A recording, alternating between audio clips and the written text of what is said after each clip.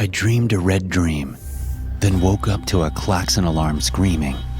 Sirens were going off all over the base, dragging us out of bed. I had my boots on and rifle in hand within 20 seconds. Then I was out the door into the yard. It was the middle of the night, but every light was on, even the big spotlights at the towers.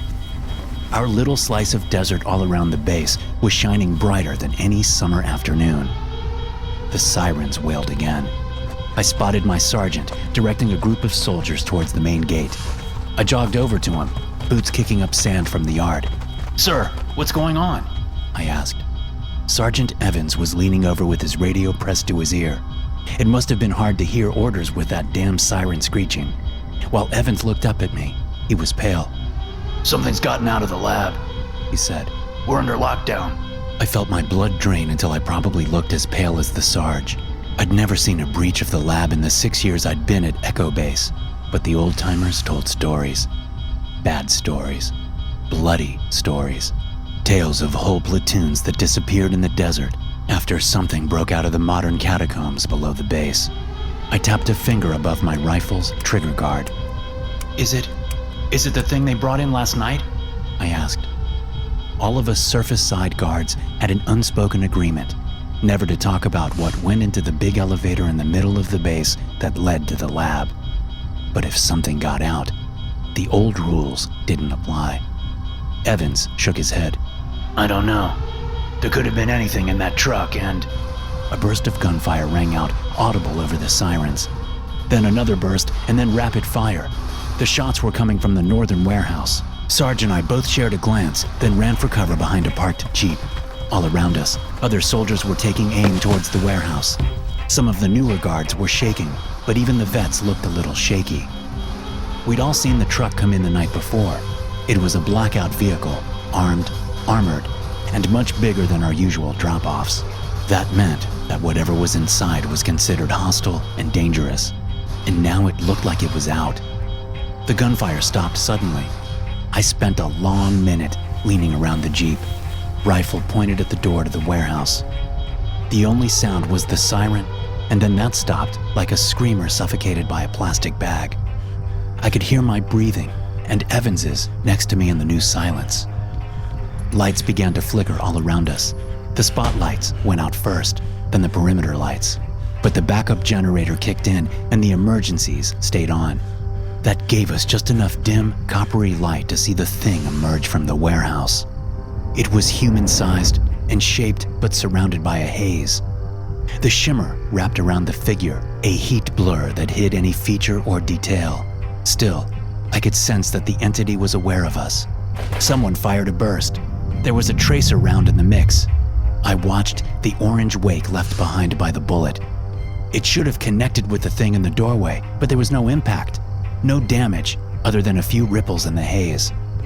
One of the guards in the tower nearest to me burst into flames, and then the entire tower was on fire. More shots rang out, but nothing appeared to affect the entity. More soldiers became living candles all around me.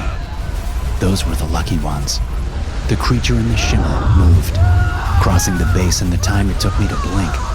One moment, it was in front of the warehouse. The next, it was near the east gate. It left a trail of flickering air behind it. All of the soldiers caught in that shine withered away. I saw them age, every second a decade, until they were bone and rags. Neither Evans or I had fired at the creature yet. Sarge snapped his aim to follow the thing as it teleported around the base. For some reason, it didn't seem able to leave. It was caught like a wasp in a mason jar, but we were trapped with it. Evans lowered his rifle and signaled for me to do the same. "Wait for a moment," he said, loosening a grenade on his belt. The figure in the shimmer kept warming around the yard, faster and faster, like it was frustrated. Then it stopped dead on in front of us, maybe 20 feet away. Evans didn't hesitate. He tossed the grenade and it landed right behind the monster. I heard a muffled thump. "Oh God," I whispered. The grenade was exploding. Slowly. I saw the metal come apart in a spray of fragments, a growing fireball crawling out so slow. The detonation was stuck in the air, hanging and expanding in a syrupy ripple. A moment later, it was snuffed out. I felt the entity's attention, but knew it wasn't on me directly. Evans stood frozen. "Hey, there's a box in my room," he told me. "Please." The shimmer was all around us, and Evans was aging like the rest. He looked at me, but never finished what he was trying to tell me before he was wasted away. The haze felt like water full of pins or a cold wind that went through me. Up close, the figure inside was clearly human, but still only a shadow. It looked at me, and I dropped my rifle. I could tell it was old and lost, and it was getting unbelievably angry. But it didn't hate us. It just refused to stay here. I stumbled toward the east gate, tripping and falling in the sand as I went. There was fire all around me and decay, but I kept my eyes focused on the gate controls. 2 switches and a combination code later, the gate began to squeal open. The creature was close. I felt the wind again and the sharp atmosphere. It wasn't leaving. "Leave," I said, not looking behind me. "Please leave." That did it. I felt a vicious wind pouring out through the open gate. We were like a plane being depressurized. I grabbed onto the gate controls and held tight. The maelstrom only lasted for a few seconds. The base was still and silent after it was gone. There were no wounded. Anyone who was hurt was dead. I looked out the empty gate into the star-clogged night sky. The shimmer was moving away from the base slowly, leaving a trail of glass in the sand as it went. The official report was, who would have guessed, gas leak. But even the official report didn't make it far out of a black site base like ours. Maybe some senator on some security council glanced at it once, made a note for future budgets, and that was it. As far as I know, the thing that got out of the lab is still walking around the Nevada desert. If you see a ripple in the air that seems like a mirage or a heat wave, check closely for any hidden figures.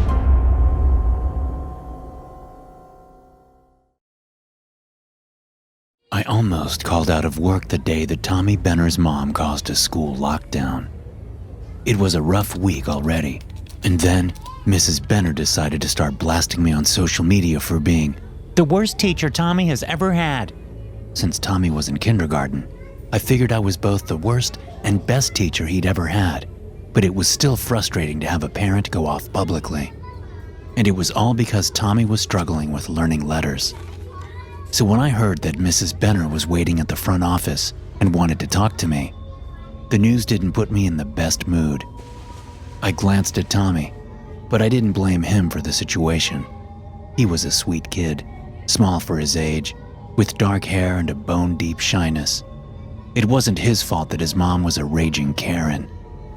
My walkie-talkie clicked to life again with the voice of Anna, the school secretary. "Mr. Harris, did you hear the message?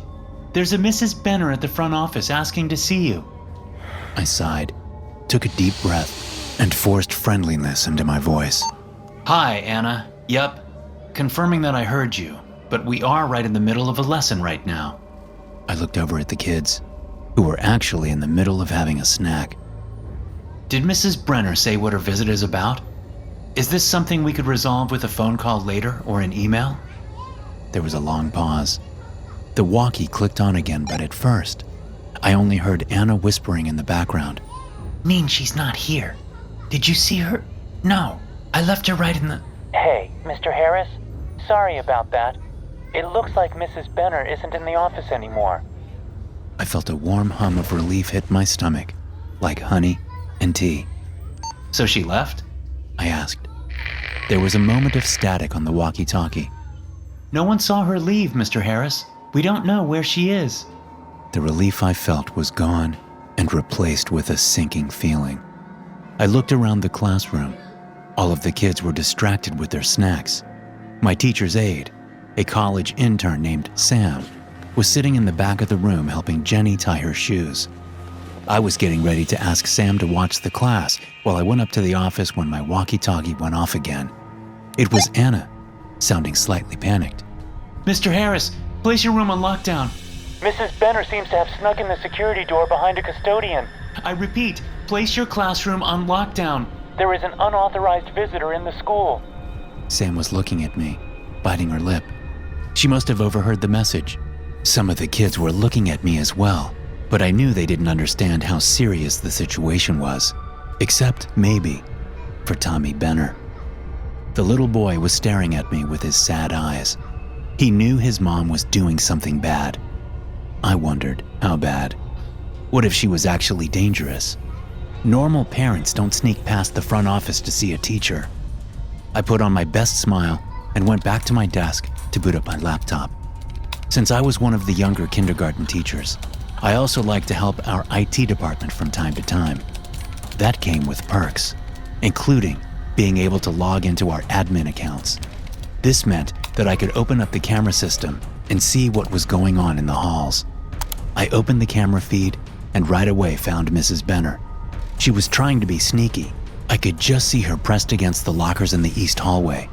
She gave off classic Karen vibes. Choppy, beach blonde haircut, clothes a size too small, way too much makeup. Her face snapped up towards the camera while I was watching. It was almost like she could sense me. Mrs. Benner looked angry. I wondered if she heard my communication with the front office. Maybe she thought I was blowing her off or avoiding a meeting. I was, but it wasn't meant as an insult. It was because I thought she was a psycho, and here she was, proving me right. The woman bared her teeth, then froze. She might have heard something in the hallway behind her. I hoped it was one of our 2 school resource officers tracking her down. There was no audio with the cameras, so I couldn't tell. Whatever got her attention caused Mrs. Benner to move faster. She was like a wild animal that got out of the zoo, and she was fast for her size. I tried to track her by switching cameras, but only caught glimpses of her roaming the halls. It hit me all at once that I hadn't followed lockdown protocols yet. I leapt up from my desk, then calmed myself and walked quickly towards the door. The kids were all watching me, and I didn't want to alarm them. I smiled as I locked the door and turned off the lights. "Friends, listen up. Please. We're all going to play a game," I said, smiling wider but feeling my nerves start to rattle. "Everyone scoot under your desks and we're going to all be extra quiet." "Like hide and seek?" Jenny asked. "Sure, yes," I said. "Please hurry, okay?" I went back to my desk to check the cameras, ignoring the worried look Sam shot me. As I clicked through video screens of the hallways, I sucked in a breath. Mrs. Benner was in the same hall as our classroom. She was whipping her head back and forth, scouring the nameplates on each door. I realized that Mrs. Benner probably knew she was in the kindergarten hallway, but had no idea where my room was since she'd never been there. While I watched, her eyes snapped to my door and she smiled, showing a lot of teeth. There was a moment where Mrs. Benner went into a camera blind spot. Then there was a knock at my door. The kids were whispering and Sam had gone pale. I took a deep breath and debated whether I should say anything through the door. I could tell Mrs. Benner that she needed to go back to wait at the office, that what she was doing wasn't allowed. I mean, it was possible she'd made an honest mistake. The woman began pounding on the door, then hitting it hard and low. I realized she was kicking, scrambling to get in like a rabid fox. There was a pause and then a thump, the hardest yet. I saw Mrs. Benner retreat into the hall, then run at the door. A living battering ram. For a terrible second, I feared she might be heavy enough and determined enough to break through. If she got into the classroom as angry as she was, it would be chaos. Mrs. Benner stopped in the middle of the hallway and looked back. A second later, both of our resource officers stepped into view of the camera. There was Greg, an old deputy waiting out the last year before retirement, working at the school. And then there was Billy, a new guy, fresh out of the police academy, getting some light experience before moving on with his career. I doubted either of them thought they'd have to deal with a demented parent and a school lockdown when they got up that morning. Greg raised his hands in a soothing gesture, while Billy plastered a fake smile on his face and walked towards Mrs. Benner. She didn't hesitate to attack the closest target, bowling into Billy hard enough to knock both of them to the floor. The woman turned into a shrieking, biting monster. I saw her clamp her teeth on the young officer's cheek. Billy screamed and pulled away, a strip of flesh ripped from his face. Mrs. Benner sprang to her feet, spitting out the skin and blood. Before she could take another step, Greg let loose with his pepper spray. For an old guy just cruising for retirement, he had fantastic aim. The stream of mace connected directly with the woman's eyes. She roared and moved blindly into the hard tile wall, face first. Greg was on her in an instant, cuffing her with zip ties before moving to Billy to render first aid. The police showed up minutes later, but we had to wait nearly half an hour before the lockdown was lifted and I could open the door. I found out later that Mrs. Benner had a history of violence and prior arrests. Her last outburst was enough to get Child Protective Services to finally intervene and place Tommy in the care of his aunt and uncle. It was a good move for him. I saw his shyness evaporate over the next few months like morning fog cleared away by a summer sun.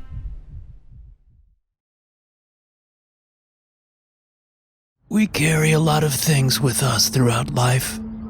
We carry our years and our choices, bad days and better days, the time we spent in the sun, and, always, regret. Living gets heavy. In the summer I turned 80, I was happy enough. I didn't have much family left, but at least I carried the memory of one with me. Not everybody in the big house could say as much. That's what we call the nursing home, or, assisted living facility. It wasn't so bad. Not like I expected when I moved in. Heck, I thought I was about to turn myself into a prisoner when I arrived at Oakhart. But the building was clean and warm and let in gallons and gallons of sunlight through big windows. The tile floors always smelled like lemon, with only a hint of bleach under that. I was happy, in my own fashion. And then Oliver Gentles showed up. Have you ever run into somebody and immediately know they're the kind of person that, when they walk into a room, you want to walk out? Oliver wasn't a big guy or hard-looking. In fact, he was a bit of a shrimp. But he had a smell of violence on him, like cordite and vanilla. There was blood so far under his fingernails, it must be staining his elbows. I was sure of it. Funny thing was, nobody else seemed to pick up on the bad air around Ollie. That's what he liked to go by, Ollie. And he was a hit. Ollie was a charmer, a champ at canasta, and king of the television room. He had stories and always a smile for the ladies. But a cloud followed Oliver. On some days, literally. The rain started the morning he arrived and continued until the murders. The storms rolled together like puffs from a chain smoker.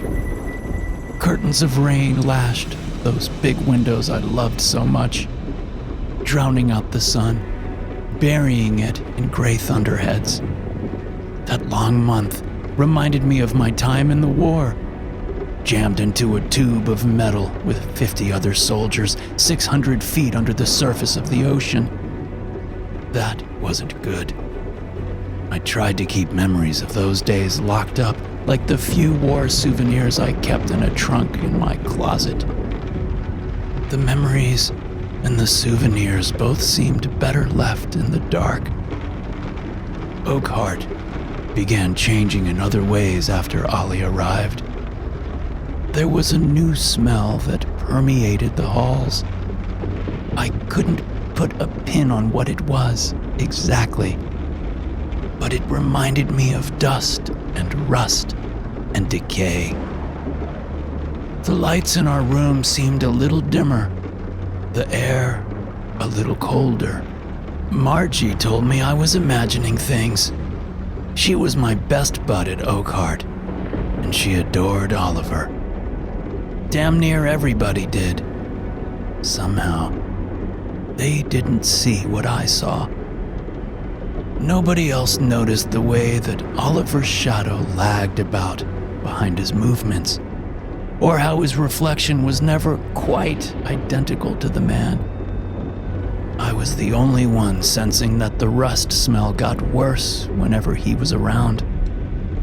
And Oliver's smile didn't reach his eyes, stopping short like a car crashing into a brick wall. I tried convincing myself it was only my imagination running away from me. Margie thought I might be jealous of Oliver, given how popular he was. He's stealing your thunder, Hank, she told me, softening the statement with a wink. You used to be the cool old guy here, and now you have to share the spotlight. Old? Margie, you're 6 years older than I am. But I look 20 years younger. She smiled and patted my knee before leaving. That was the last time I saw my friend alive. I woke up that night to the sound of the fire alarm. We did drills every 3 months, but I knew immediately this one was real. For one thing, it was 3 a.m. For another, one of the staff, Joey, popped his panicked face into my doorframe for a moment. Hank, there's a lockdown, he said, glancing back down the hallway. Please gather with everybody else in the TV room ASAP, okay? Joey, what's... He just shook his head and moved on to the next room. I gathered my old bones up, put on a suit since it seemed like an occasion, and headed to the meeting point. I passed Margie's room along the way. Her door was the only one closed in the hallway, and 2 members of Oakhart's staff stood next to it. Everything okay, guys? I asked. Both of them looked nervous. The older one tried to smile. It's all fine. Just please hurry to the spot. We're in lockdown. I hesitated, but decided not to press the issue. Margie was probably already waiting with the others. I nodded and walked away, wincing as a gust of wind rattled the building. There was a window halfway down the hall. I stopped to look out into the night. It was too dark to see clearly, but I could tell there was a hell of a storm kicking off. Rain and thunder, licks of blue-white lightning connecting sky and earth for a few bright moments, even some hail. The lights flickered. We'd likely be on the backup generator soon enough. I let out a low whistle as another roar of wind cracked a branch from one of the oaks in the yard that gave the nursing home its name. As soon as I got to the television room, I understood something was deeply wrong. Residents stood in clusters, most wearing their robes and pajamas. There was no sign of Margie. A few staff, including the senior supervisor and several nurses, were talking just outside of the room in clipped whispers. I sauntered as close as I could while still giving them space. It was hard to hear, but I got the gist of the conversation. Lots of no service, trouble with the phones, can't reach the police, and dead body. The last made me catch my breath. That earned me a glance from one of the nurses. I tried to look harmless and confused, then moved away. A dead body. Margie's closed door. I felt a horrible acid gurgle in my stomach. Had Margie passed? It wasn't uncommon at Oakhart, but if that was the case, why the concerned looks and lockdown? Why reach out to the police? I was working up the right question to ask when I spotted Oliver. He was sitting in one of the armchairs near the fireplace, staring at me. The little man was looking at me like he could see right through me, right through skin and bone to the thoughts inside of my head. When he noticed me watching, Ollie grinned. The lights flickered again, then went out. There were gasps. A couple of seconds later, the lights came back on. The backup generator must have kicked in. The gasps were replaced by sighs. Somebody even clapped. I never took my eyes off of Oliver. I knew something bad was coming. I felt it. There was more troubling Oakhart than the storm. I was right.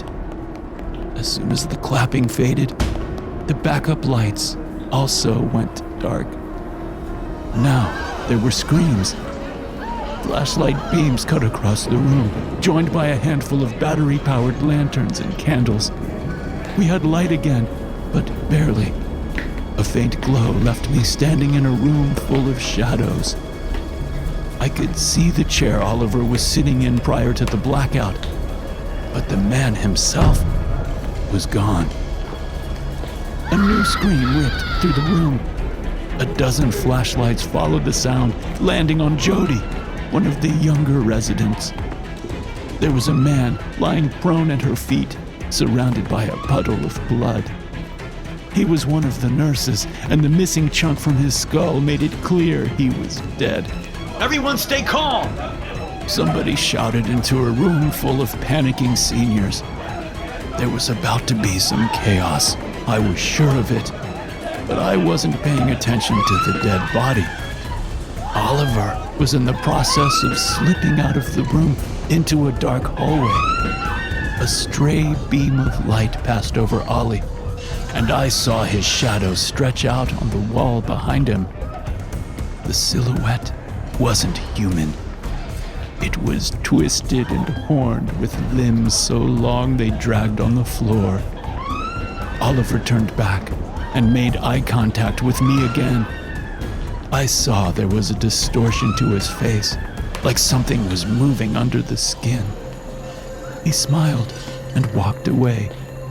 I followed, sneaking past the staff, which wasn't difficult since they were focused on the dead man.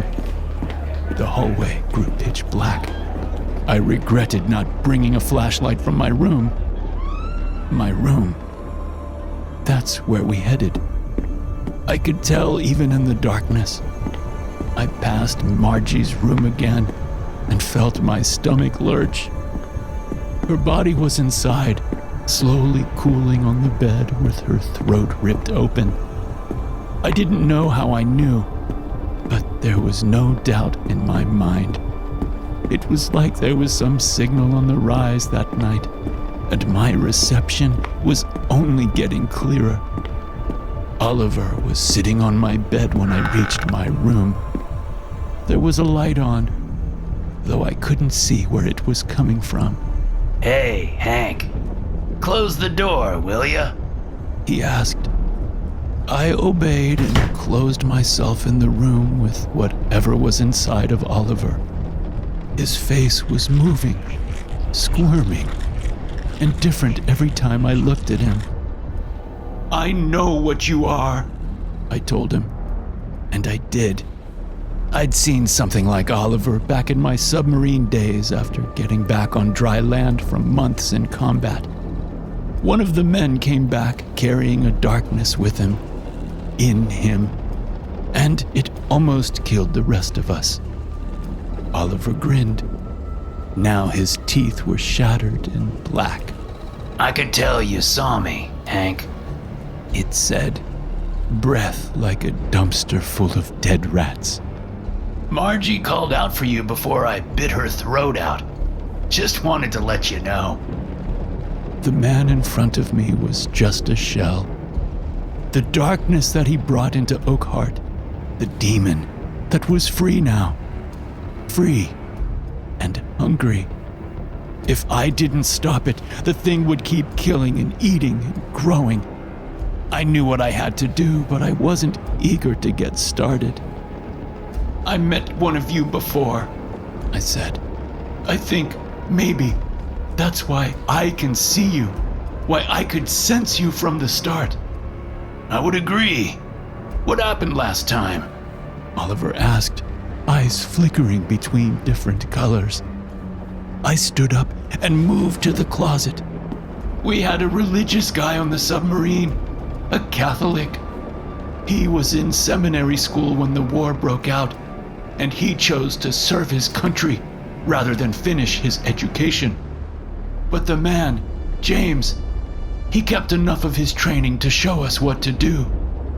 We tied up the sailor with the demon. James began an exorcism right there, deep in that cold, black ocean. Oliver spat. Priests! Gah! He was a good man, James. I continued, opening my closet and then pulling out the small, green trunk that held all of my relics from my time in the Navy. A wonderful man, but not that strong as a priest. Must have been strong enough if the exorcism worked. By the way, which of your friends would you like me to kill first after you? I ignored the demon and opened the trunk. Thing is, the exorcism failed. No kidding. The demon was too strong, too old, too...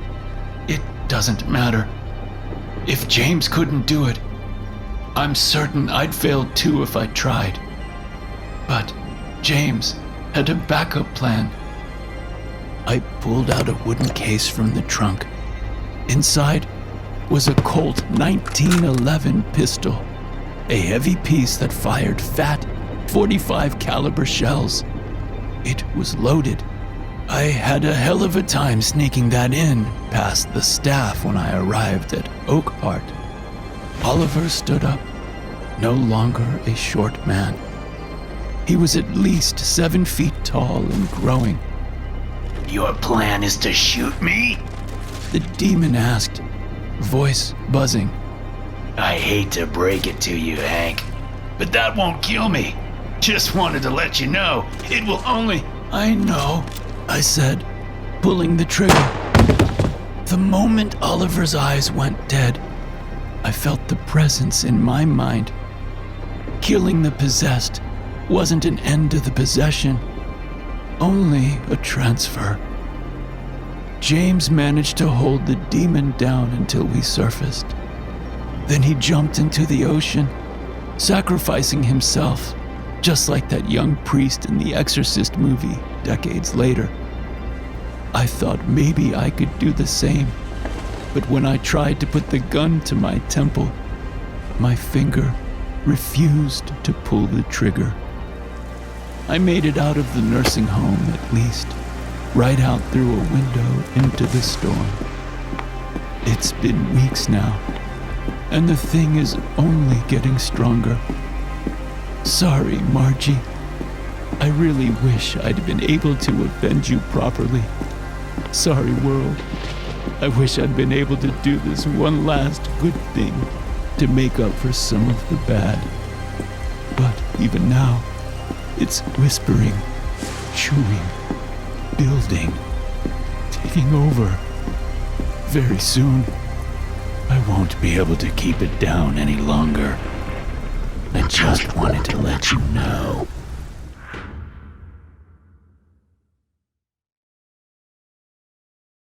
Prison wasn't as bad as I thought it was going to be when I went in. I got 6 years for distribution and a few other related charges, but once I was in, the warden gave me a choice. Serve the full 6 in a normal wing, or serve 1 in a specialty block. He didn't give me a ton of details about G2 block, though I got the gist of it. I'd be a guinea pig for testing pharmaceuticals and, in return, I'd get a reduced sentence. I accepted the deal. My first 6 months in G2 were fine, bordering on boring. There were 32 of us in the block, and we all had the same daily routine. Wake up, shower, breakfast, free time, yard time, experiments in either group A or B, dinner, free time, lights out. There were occasional variations. Every now and then, there would be morning experiments or even doubles, but usually it was a 3-hour block in the afternoons. We all had single cells. The food was edible, at least, and they even let me have a little TV after my first month. All in all, it could have been worse. The experiments that I participated in were mostly harmless. Medications, usually. The lab coat folks in G2 would have me pop pills or take injections or swallow a kaleidoscope of liquids. Then we'd all just wait to see what happened. The testing rooms were comfortable if bland. I'd sit in a white chair next to a white table, surrounded by white walls. I knew the drug was supposed to be intense if they strapped me in, but 4 out of 5 times, they didn't bother with restraints. I experienced quite a few rashes, headaches, blurry vision, blood coming out of all orifices, excessive sneezing, that kind of stuff. Much worse than the pharmaceutical tests, though, were the psychological experiments. Electroshock therapy was a miserable experience. The sensory deprivation tank was worse. They left me floating in a completely silent, black, empty space for 48 hours. By the time the doctors pulled me out, I'd scratched up the sides of the tank to the point that my fingernails were popping off. But nothing was like the signal and all of the death that came after. The lab techs brought us all into our individual white rooms like usual that day. However, there were no drugs on the table, only a device that reminded me of a metronome. The man overseeing the experiment, a gray-haired doctor I didn't recognize, made it clear I was not to touch the metronome until all of the guards and staff were out of the room. The object had a metal base, maybe stainless steel, and it was shaped like a pyramid. A strip of darker metal ran from the base of the device to the tip. Protruding from that strip was a narrow rod with a strange, circular gadget on top. I waited until they gave me a signal from the intercom. Then I tapped the device. The rod with the circular cap began to rock back and forth horizontally. It reminded me of piano practice when I was a kid, the metronome gently swaying and providing a pace. But this felt different. For one thing, the device was silent. There was no telltale tick, tick, tick, like a true metronome. For another, the rod wasn't moving evenly. It jerked and stuttered like a puppet with uneven strings. Nothing else happened for nearly a minute. Then, suddenly, the room was filled with sound. Flooded with it, not the tick, tick, tick I expected, but a rising whine. The volume of the frequency increased until I was folded up in the corner of the room, hands over my ears, begging for them to turn it off. My eyes were closed until I felt a gentle hand touch my shoulder. It was the gray-haired doctor. The experiment was over, he told me. The room was blessedly silent. I thought they'd take me back to my cell, but instead, they took me into a large holding cell, already full of other prisoners. It was the rest of G2 block. 32 of us total in one big cage. What's going on? I asked one of the guards through the bars. He ignored me and left the room with all of the other staff. I was left alone with the other inmates. I grabbed a seat on one of the benches and tried to relax. My ears hurt. They ached, and it was only getting worse. Compared to some of the other guys, though, I was in good shape. I noticed several prisoners twitching, shaking, or talking to themselves. One guy, Robbie, was tapping his fist against his temples. He hit himself harder and harder until one of the other men restrained him. I looked around the room for a camera until I spotted one in the corner outside of the bars. I gestured towards Robbie, but there was no response. Too loud! Too loud! Robbie yelled, pushing free. The signal! Too loud! Other prisoners were muttering about a signal, too. Some were bashing their heads against the bars or pulling out their hair. I estimated about half of the guys in the room were losing it. Hey! I shouted, waving at the camera in the corner. You gotta help us! Get me out of here! There was a ringing in my ears, but the chaos in the cell was quickly drowning that out. One of the newer guys on G2, a skinny meth head, was punching the bars. He hit the metal again and again, hard enough that I saw his fingers break. A little man named Stavros was the first to go completely berserk. He leapt on another prisoner and bit the guy's face, tearing off a chunk of skin from his cheek. Everywhere there was noise, screaming, clanging, shouting. I felt an arm wrap around my throat and just as quickly release as my attacker was himself attacked. I backed into a corner and called out for help. Not everyone in the cage was going crazy, but those who were seemed nearly possessed. It might have been the adrenaline warping my perception, but some of the prisoners were changing, growing bigger, nastier, swelling. One of the biggest of the bunch grabbed 2 bars and pulled. To my absolute shock, the metal screeched and gave way, creating a hole the size of a manhole cover. The giant tried climbing through, but he didn't fit. He roared and turned his attention to ripping one of the benches from its bolts. His loss was my gain. I clambered through the opening in the bars and then took off for the door. A red light began flashing and an alarm squealed. They were going to lock down this section of the prison. I'd be trapped.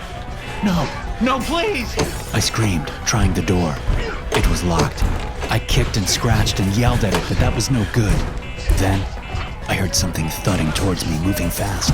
I barely jumped out of the way before the big guy rammed into the door, knocking it flying from its hinges. He stood panting like a bull at a discount rodeo. The man had grown at least a foot taller since we first got into the cells. I risked a glance back and saw that the cage was studded with twisted bars and filled with dead bodies. The few that were still breathing were quickly turning into monsters. Spurts of coarse, dark hair grew on them, or the beginnings of ram's horns or thick antlers. The big man stalked off through the destroyed door, and I followed. For some reason, he ignored me. Maybe he didn't think I was worth his attention. I didn't care, and I wasn't confident the other 5 or 6 creatures back in the cell would be so accommodating. The red lights were still flashing in the hallway, and the sirens still sounded. I figured the big guy could punch us right out of the lockdown. I figured wrong. We hadn't gone more than a dozen yards into the hall before gas began to pump out through the vents. The giant roared, his face longer and larger, more feral than before. The last thing I saw before submitting to the gas was him falling over. I woke up in the prison infirmary. Physically, they told me I was fine. When I asked what happened, they said the experiment ended up causing mass hallucinations. Some prisoners got hurt in the confusion, but nothing serious. And hey, turns out it was my lucky day. They decided I'd served my time and I was eligible for immediate release. Only thing was, I had to sign a bunch of papers agreeing to stay silent about G2 Block. One peep out of me, and they promised I'd be back for my full sentence with time tacked on for good measure. I asked if I could see some of the other guys from G2. They said no. I signed the papers and left, but I kept an eye out for what I knew was coming. Sure enough, obituaries began to trickle out over the next year. Obituaries for the men I saw die that day in the cell. Most of the posts were short, and I had to find them. That's the thing about prisoners in G2 Block. We were specifically picked because we wouldn't be missed. There wouldn't be too many questions. I knew that my parole was about the world's cheapest bribe, and I knew that they're still watching me. But I have to put this out there. I have to leave some record of what happened, because that ringing in my ears after the test, it never went away. It's only gotten worse. My theory is that the signal is an infection that spreads faster in some people than others. But that's how I feel. Infected and angry.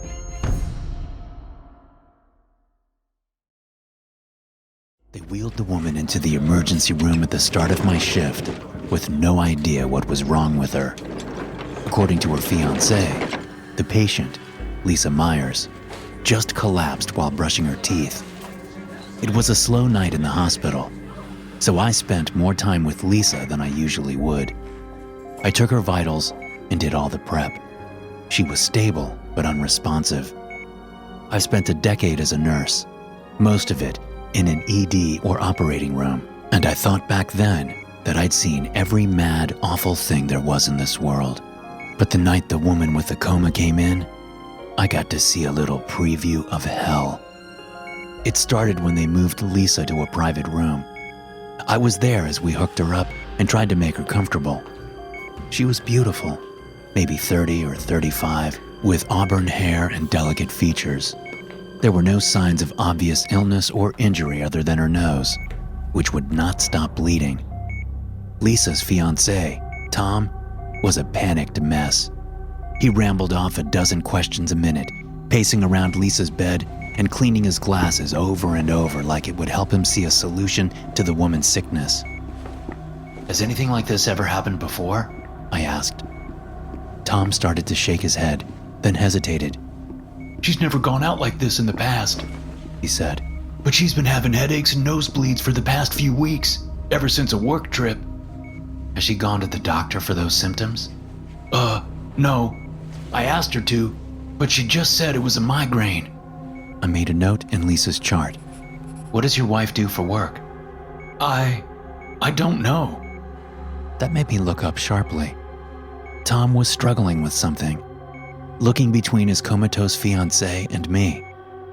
Tom took a breath. I know she works for the government. She's a scientist, something with minerals. It's all hush-hush, but Lisa seems to like the work. What do you do for work, if you don't mind me asking? Tom grinned. High school history teacher.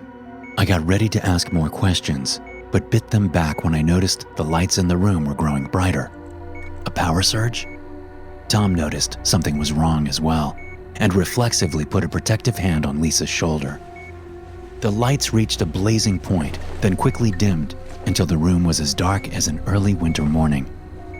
I watched, rooted to the floor, as the room experienced the ebb and flow of brightness and dimness until the lights flickered and died. They were only out for a moment before the backups kicked on, but I heard shouts and even a scream from the hallway. What's going on? Tom asked, still holding Lisa's hand. I'm not sure, but everything will be fine, I said. Just stay here, and I'll be right back. A few patients were poking their heads out from their rooms. A cluster of hospital staff, including a maintenance guy, gathered around one of the monitor banks. I began to walk over to them, then slowed, then stopped, then stood dumbstruck as I watched a stray stethoscope lying on a nearby table float into the air. Other small objects were also beginning to rise. A tray here, a chart there, even a crash cart. I felt a tug and realized that my hair was drifting upwards. The anomaly ended and the floating material came raining down. The entire hallway of patients and staff seemed to be in a state of shock. I was still trying to find the words to ask what just happened when the first boom shook the hospital. My first thought was, bomb. But it wasn't an explosion. It was more like a battering ram or a rock dropped off a cliff. The boom came again, and I saw a crater form at the far end of the hall. The tile cracked as if under some massive, focused weight. Another hole blossomed 5 feet ahead of the first. It was like footsteps. A stunned old woman in a hospital gown stood near the second crater gripping her IV tower. She'd come out of her room to check on the commotion. There was a strange hiss audible down the entire hallway. The old woman burst like a pimple, splattering the wall behind her with a red wash. A doctor a few steps away suddenly launched into the air, his body slamming into the ceiling and then into the floor, breaking on impact. Panic, screaming and more booming steps. Clouds of blood and body parts and people erupted like tiny, wet volcanoes. I watched another nurse running towards me, only to be yanked up into the air, suspended for a moment, and then slammed against the wall. Something was killing everyone around me, and I couldn't see it. An invisible force that was moving through us like a blender. I finally shook myself free and ran as the entity crashed into the nurse's station midway down the hallway. I heard an alarm going off. The hospital was going into lockdown. Security must have triggered it from the ground floor. They could see the carnage from the CCTV, but wouldn't understand what was happening. Not that I had a much better idea.